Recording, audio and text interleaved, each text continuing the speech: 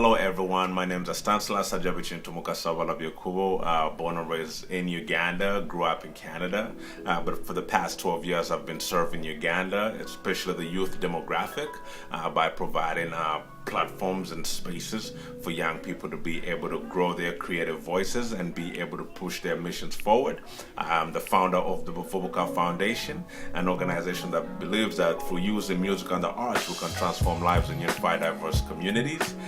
We've been able to, lay strategies of social justice by providing young people with avenues in their creative realms and sectors to be able to build what their visions are. And how are we doing that? We're doing that through our principle of reconnection. So encouraging young people to reconnect to the context of their being, the context of the land, and that's through our practice that we call the indigenous hip-hop practice. So today in Uganda, we're breeding a new generation of what we call indigenous hip-hop practitioners, making us very authentic in how we're using the culture of hip-hop to give young people in Africa a new voice. And these are some of the platforms we've been using to have conversations with young people from Uganda to the Congo to Nairobi on how we can come together to love Africa once again. Being that 83% young people in Uganda are unemployed and 78% are under 30, our strategies have been looking at which ways are lucrative to young people to engage and how can we keep them active. We present a fresh, remarkable strategic approach based on the foundation of our values and the business we're in, which is the business of transforming lives. And our strategic approach is very fresh because it deals with the soul, it deals with the heart. It's not practically just from the physical realm. It actually gives us the opportunity to see and be able to host and hold space for the young leaders we are working with.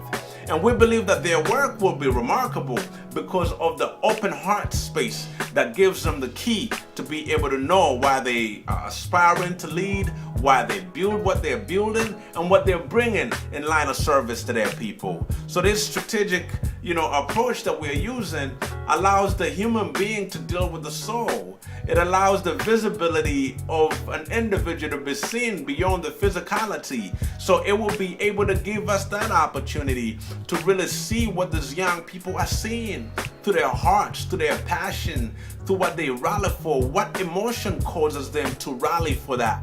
It's our focus to make sure that any program, any gathering, any educational opportunity has a form of transformative approach to it. And what do we mean by transformative approach? That it will definitely open up a space in this young people's sphere to be able to know that they are holistically dealing with something that's greater than themselves. But it starts with them, and so that they could be able to lead from within, contributing to the outside. And that has given a lot of power to the young people we work with, because today, even without funding, even without being able to, feel like they don't have enough, they're not restricted in their own mind to get out in the community and apply what they're doing. We started in the slums, we started in the ghetto. And we started by serving our people, and we started by diagnosing the needs of what can we do and what can we promise that we could deliver. This gave us the opportunity to start to learn how to grow with the mothers, how to learn how to grow with the kids, how to learn how to grow with the elders, how to learn how to communicate their needs to those empowered to contribute to a shift. So from a grassroots context, we have been able to experience a connection that people appreciate because they know we stand for them. We have known that 53 years of independence till today, young people haven't had the opportunity of being heard, whether in the government, whether in a structure set up of our moral conduct as, the tribes, as our elders. Young people have been left on the side, not knowing how they contribute to society at large. So Bavubuka, what we have been able to do, because the name Bavubuka means youth, is hand this back to the young people. Every time a young person says, hey, I want to join Bavubuka, they're like, oh, I'm a youth, and that means Bavubuka, so I'm already a part of what's happening. I want to contribute. So systematically, it's giving them a belonging and a sense of worth automatically that allows them to channel into where can I serve. We've impacted a whole industry. We've branded a whole voice. Currently we have Luga Flow Luga flow is a terminology that translates the hip-hop culture to the indigenous context. So when you come to Uganda, you hear kids say, hey, I do Luga flow, because Luga flow was much more something that broke the chord for them to know that I could also belong to the hip-hop culture without having to use the English language. So this has opened up a big sustainable opportunity and pool of a loud voice for young people to know they could get out there and apply and achieve. When you're looking at being intersectional in our work, we have really looked at, providing spaces as our foundation. There's no Bavubuka without space. Young people need space, and that has become our junction, our intersection. So whether you're coming from the village, whether you're coming from a slum, whether you're coming from an office, whether you're coming from abroad, the intersection has been the Bavubuka Magic Table, where all people meet to enhance visions, dreams, creativity, and be able to serve their community. So our project is based around, definitely a diverse connection of flow, being able to bring people together from different walks of life. Bavubuka has been very innovative in so many different ways in Uganda. And when you come to Uganda today, you will learn right quick that we are the only organization that holistically delivers a full circle platform for young people, from learning in the class to becoming a professional to having a source in which you can plug into globally to be able to celebrate your achievement. And we've done that to the understanding that we didn't want to leave young people out there just job searching, but we wanted them to be job creators. I believe that innovation has become definitely one of our sphere of creative living. Every young person is branding, every young person is coming up with a vision, every young person wants to apply a business. And so this has given us such a heavy mandate to be able to serve the country. It has been very important to us to teach the respect of the elders and what they contribute to what we are building.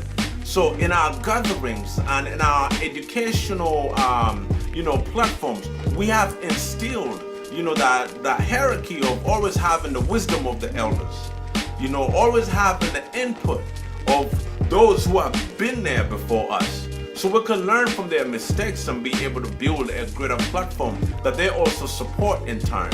So this has been very valuable to us. We've took risks for 12 years and have stayed consistent. When we went in Uganda to talk about creativity, nobody wanted to listen, starting from the president.